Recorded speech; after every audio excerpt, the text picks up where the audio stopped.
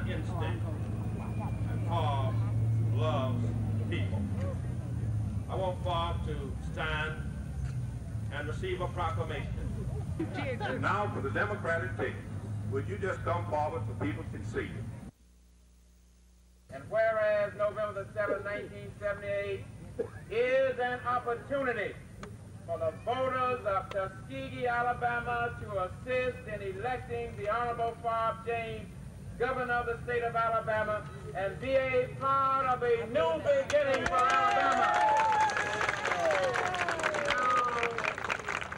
Therefore, I, Johnny Ford, as mayor of the city of Tuskegee, Alabama, do hereby proclaim Saturday, November the 4th, 1978, as Bob James Day in the city of Tuskegee, Alabama, and call upon all my citizens to turn out to the city square and extend to our friend Bob a welcome and a send-off to the state capital unparalleled in the history of Tuskegee and Macon County. God bless you, Bob, as you become the next governor of this great state. It's your day. Of the United States. And whereas Bob James, as member for governor of the sovereign and historic. To the citizens of Tuskegee and Macon County, and particularly to the young people who are here today. It's the party of the people, and the people of Tuskegee and Macon County.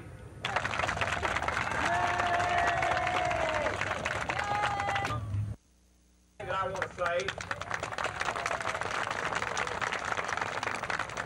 The next thing that I want to say is that it's an honor for me to be able to go anywhere in this state to honor Bob James, because I agree with the sentiments that have been expressed here earlier this morning. I think he is the best leader to come on the horizon in this state during my lifetime. And I don't think as we stand here this morning that we fully appreciate the potential and the promise that is ahead of us during the next 4 years.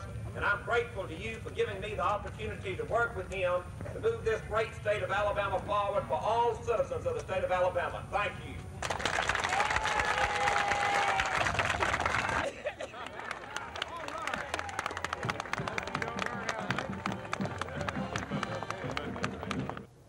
As chairman of the State Board of Education, your governor has the prerogative, yea, the responsibility to get in an automobile and come up I-85 and see what's happening in your early grades, because if your child and my child and the little ones I see, and I ain't too worried about us old goats, to be honest with you. If those children, those little children, can read and write, add and subtract, then I'll say to you, they will be able to take care of themselves. If they can't, I don't care what we do, they got a problem for a lifetime. Let us understand that.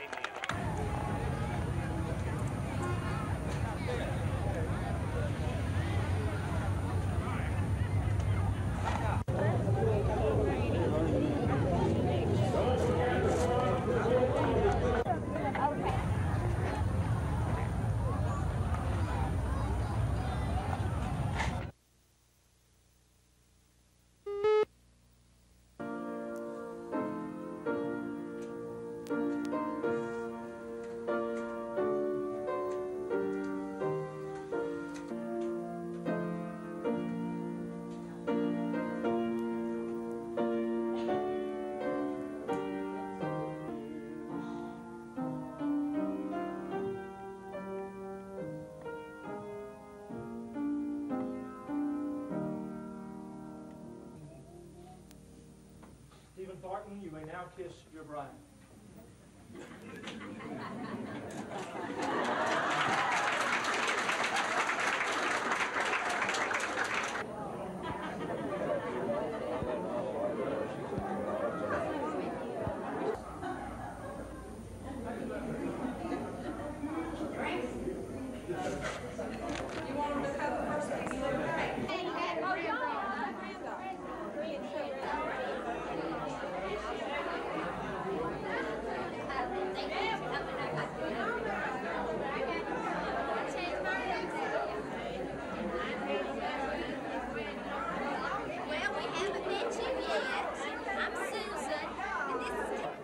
right here, our good preacher, our good song leader, and a pianist, and they're so nice there, so we couldn't do it no other way. Now, I don't want to embarrass either one of you, but do you have honeymoon plans? No, we're going back to his room tonight. This old lady's not able to go. I don't feel like going. You know, I have arthritis so bad in my legs. I done well to stand up for that wedding. Best of luck to both of you. Same to you, honey. The forests of Alabama remain dry with no expected relief from rainfall anytime soon.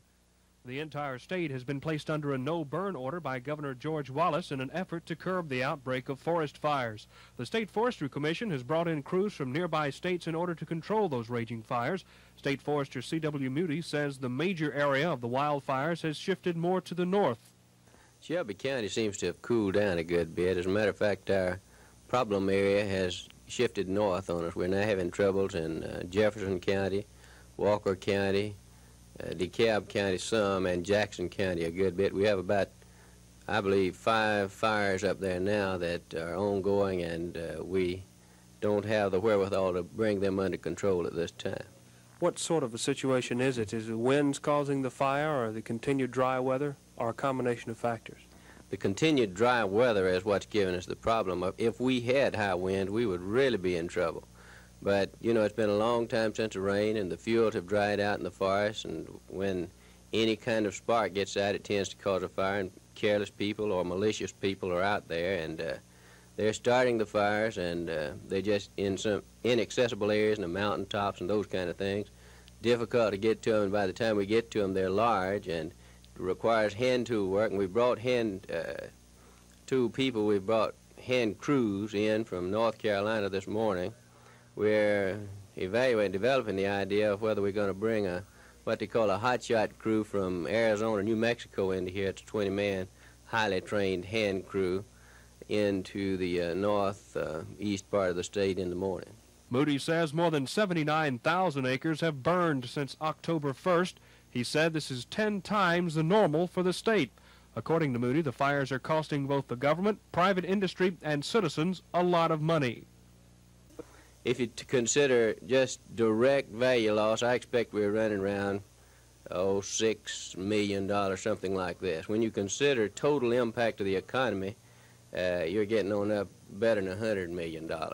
What about total present and future impact to the economy? What about the cost of fighting the fires? Well, we have in our budget, we have money to suppress forest fires.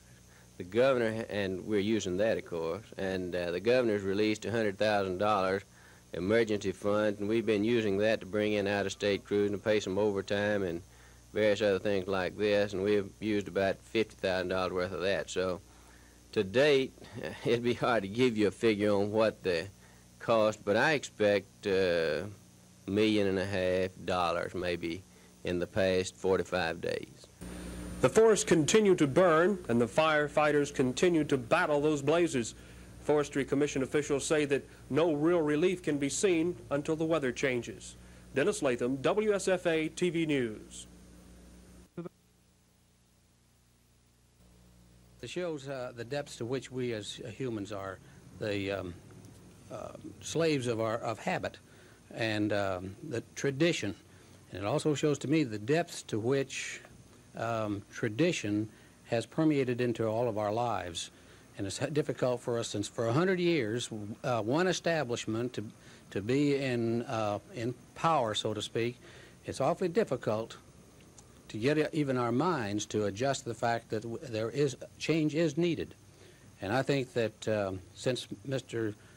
Guy Hunt's opponent has joined the establishment, we need to take a closer look at what he really stands for. Has anybody really seen Mr. James, the real Mr. James, or have they looked at a PR package? I think this Democratic tradition is going to have an adverse effect on Hunt's campaign in these last few days before the election. It will have its psychological impact. It's bound to have, but I think that the people of Alabama are discerning enough that they're not going to let a little article of this sort sway them one way or another. Alvin Holmes says he'll file a discrimination suit if the janitors aren't kept on the state payroll. And he says he's asked Governor Wallace to intervene in their behalf. I asked Governor Wallace to order Mr. Ventris to reinstate the janitors that were fired. And Governor Wallace has not given me the courtesy of returning my telephone call or letting me know what he's going to do. Well, have you also been in contact with Tom Ventris, the finance director? Yes, of course, I asked Tom Ventris, and I called him 15 times, and he has refused to return my telephone call. But I tell you what, and I said this to Governor Wallace, and I said to Mr. Ventris, now those people are fired to be effective on the 14th of this month. And of course, if they are not rehired or some kind of adjustment been made, then we're going to file a suit in federal court on the 15th. Now, it is very pitiful and sad that every time that blacks receive equal rights and freedom in this state, that we have to trot the path to a federal court. Now, that's sad indeed. And I hope that one day that will not have to be. But it appears that many of the state officials in this state are still dedicated to the proposition of discriminating against blacks. Henry Felder is one of the janitors dismissed. He says his supervisors can't say why he was fired. Now I talked to Mr. Gordon and Mr. Sellers. They're your supervisors, and what did they say? Yeah, Mr. Gordon, supervisor. He said, well, he don't know. Said he tried it. He's going to look into it. He probably put me in another building. And Mr. Sellers said he would talk to him. He didn't know whether to do any good or not. So there's the chance then that you might not lose your job on the 14th? Well, I guess I hope not. Felder also says it's a bad time for anyone to get fired, with Christmas only 2 months away. Glenda Webb, WSFA TV News.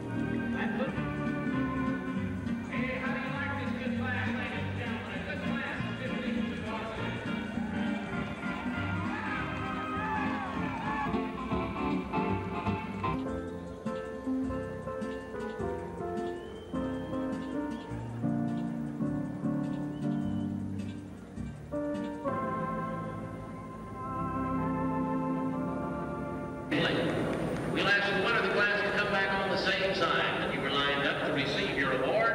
And the winning number in the class is 320. 320 is Delight Sundance. Jimmy McConnell riding for Mr. and Mrs. Gene Ramsey of New Madrid, Missouri. 320 wins the class.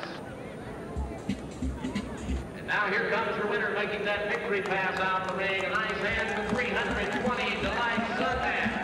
Jimmy McConnell riding for Mr. and Mrs. Gene Ramsey of New Madrid, Missouri. 320 is your winner.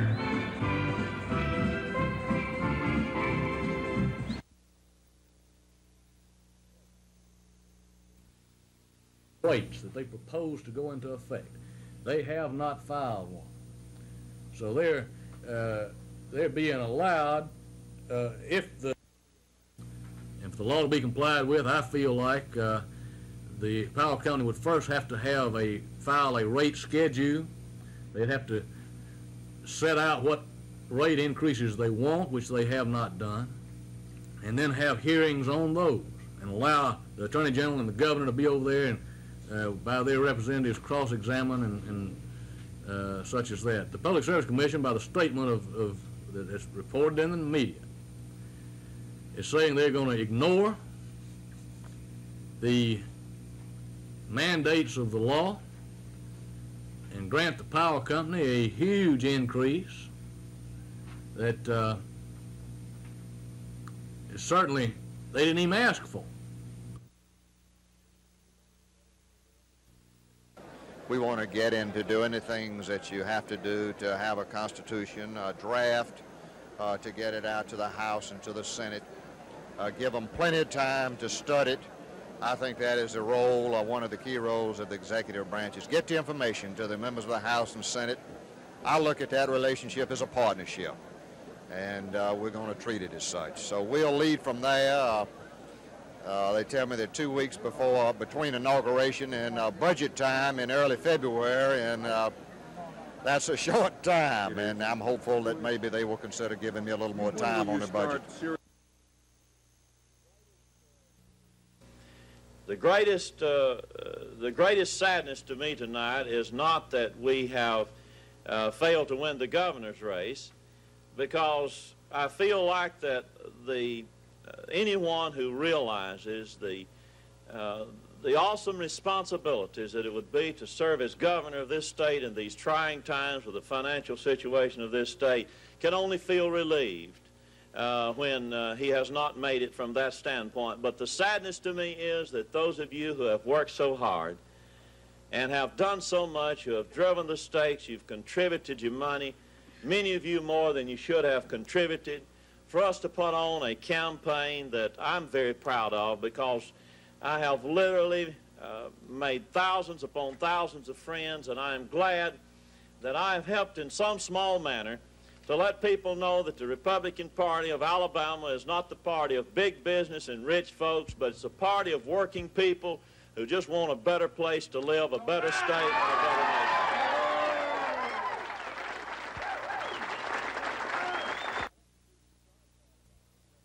I think the future is bright for Alabama. We've got a good team of Democratic senators. We got a lot of work to do, and heard Senator Heflin a minute ago talk about cutting back on the budget deficit and spending at the national level, fighting the battle against inflation, and carrying that good old Alabama common sense to Washington, and that's certainly what we want to try to do. We didn't get the word out. We didn't start early enough, I suppose, because I was first in the hospital for a week before we started this thing. Secondly, we were in session too late.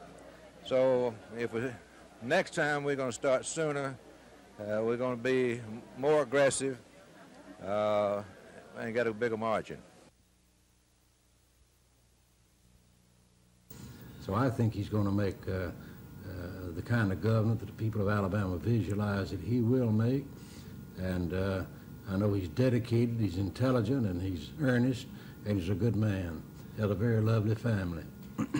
How close will you be working with Mr. James during the transition period? I would work with Mr. James during the transition period as close as he would like for us to work with him, for the simple reason that there are many things that I'm sure he would be interested in working with us on, and we're going to make it as smooth as possible, because we want the continuity of the administrations to mesh and go right on without a bobble. And I'm sure that will happen. And I'm sure that he will avail himself of what help we might offer him.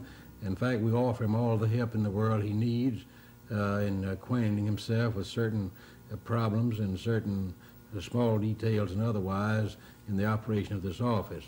But he doesn't need much help. He's going to be able to do it on his own, because he's able to do so. The prison board members deliberated at length on several issues. One of them, the proposed purchase of a building in Birmingham to be used as a women's work release center. The final decision was a motion to buy if the building is altered to accommodate at least 50 inmates and meets required specifications. Another issue tossed around for a couple of hours dealt with the grading and preparation of 3 proposed prison sites. Approval was given to the work being done at the Union Springs site. No mention was made to the Wadley site, and plenty was said about the Heflin site. It came out today that the preparation is far more expensive than apparently was indicated at the time. In fact, they looked at some overall engineering costs, which could bring that total cost of just preparation up to over $700,000, and that turned out to be a lot more than the board had anticipated, and that's where it stands right now with no decision being made. Spokesman John Hale says they did agree and approve the submission of a proposed $84 million budget request for the fiscal year 1979-1980. At the State Board of Corrections, I'm Chris Grimshaw, WSFA TV News.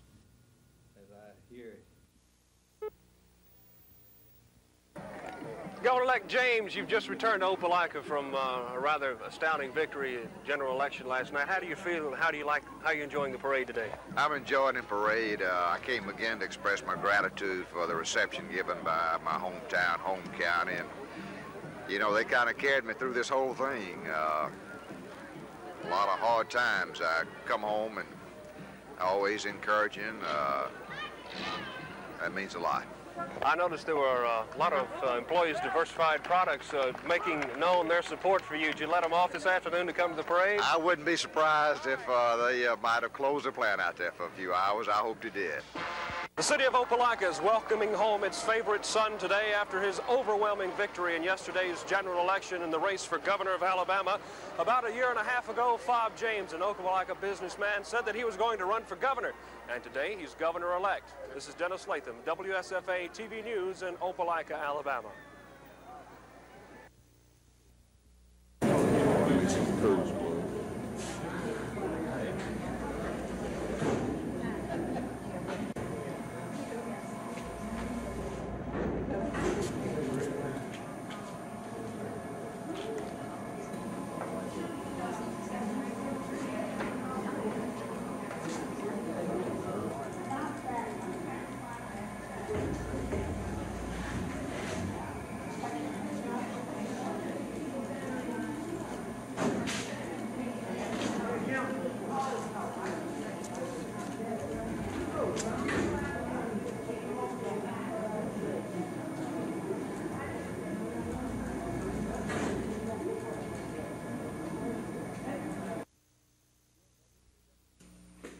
Yes, I think the Republican Party has recovered from Watergate. I think it is confronted by a series of other problems, but I don't think that Watergate is any longer the problem that it was in the elections of 1974 and to a degree in 1976, to the extent particularly that the Nixon pardon was still an issue in 1976. Now we, of course, are in the post-Watergate era of public morality, where there is an enormous amount of emphasis on disclosure and on leveling with the people and so on.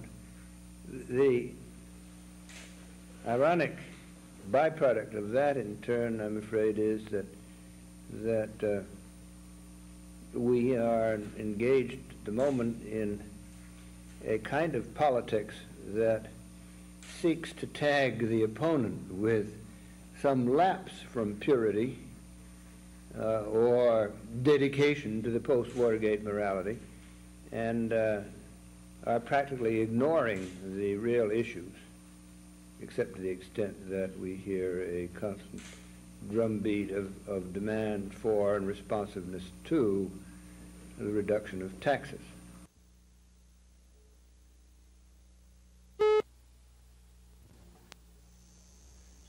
The aircraft was on a flight from Montgomery, Alabama to Tulsa, Oklahoma when it developed icing conditions at 14,000 feet. Shortly after that, it lost an engine and attempted to make an emergency landing at Thompson Field. The plane disappeared from radar about 8:50 p.m. after the pilot had told the Thompson Tower he did not have the runway in sight. He said he had 8 people on board. The pilot has been identified as Neil Erickson of Tulsa, Oklahoma. The FAA said he made a sales demonstration flight to the Bahamas and was returning to Tulsa. The plane caught on fire when it crashed and the bodies were charred beyond recognition. Officials on the scene said they had found parts of at least 6 bodies. Rescuers were severely hampered in their efforts to get to the crash site, which was in a thickly wooded, swampy area accessible only by 4-wheel drive vehicle. The rescuers were also hampered in their efforts by many vehicles which became stuck. The crash occurred in the first rain in the Jackson area in over a month. The crash site was pinpointed by the Jackson police helicopter almost 2 hours after the plane disappeared from radar. The plane was a Beechcraft Duke, which had recently had its engines overhauled. One wire service reported that a National Transportation Safety Board official was on the scene last night and said the crash was caused by ice on the wings and by an engine going out. He was identified as R.J. Wilson. The FAA says they've been unable to find any such official, and they've called the FBI into the case. When rescuers arrived on the scene, the wreckage was still burning, and firemen had to form a human chain to a nearby mud hole using their helmets to carry water to try to put out the fire. This is Bert Case reporting.